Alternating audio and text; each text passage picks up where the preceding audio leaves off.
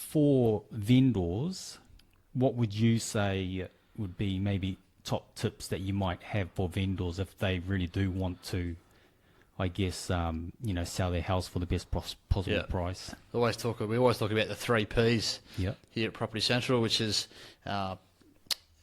price, presentation, and promotion. So if you present your property really well, leave no stone unturned in your presentation, you promote it correctly, so getting it out in all the major online portals, top level photography, just do everything really well and maximise your exposure, including with your social media presence to link all your buyers back to their ad on the on realestate.com and domain. Yeah. And then pricing it correctly to get a strong amount of buyers through the property. Yeah. And then hopefully that translates into more than one offer. If you get yourself in a multiple offer scenario, then you're cooking with gas because you've got some strength in your negotiation. So Is there any mistakes that you see vendors that are making? Look, realistically, price is the main driver in any transaction. There's sort of three prices in real estate. Generally, you've got the market price, which is realistically what the property's worth, and you base it on your comparable sales and what's sold up the road that's very similar to that property in that suburb. You've got the buyer's price, which is always under market, because as a buyer, if you can buy something under market, then that represents really good value. Yeah. And then you've got the seller's price, and the seller always wants above market because they want to get as much as they possibly can. So you need to understand those three prices when you're actually positioning the home. Most popular method now is a price guide, which allows you to quote like a guide of 10%. Yeah.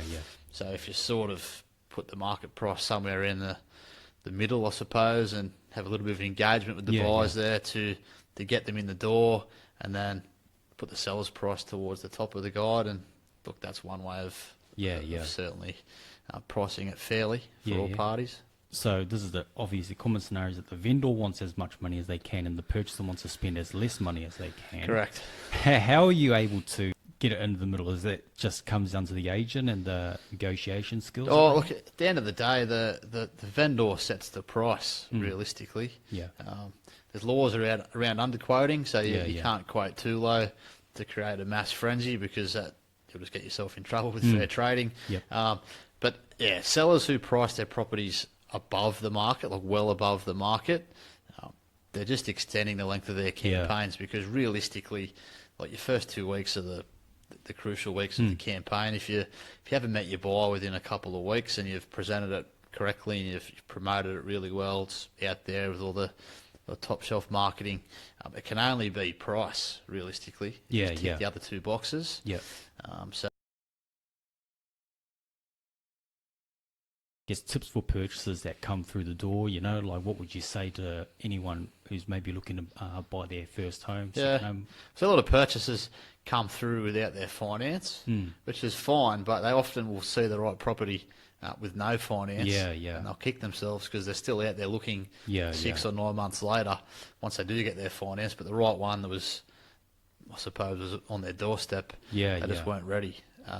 Other mistake I see is people who have got pre-approval and they're good to go, and they hesitate because they think, maybe we should look at a few more before we sort of put down an offer.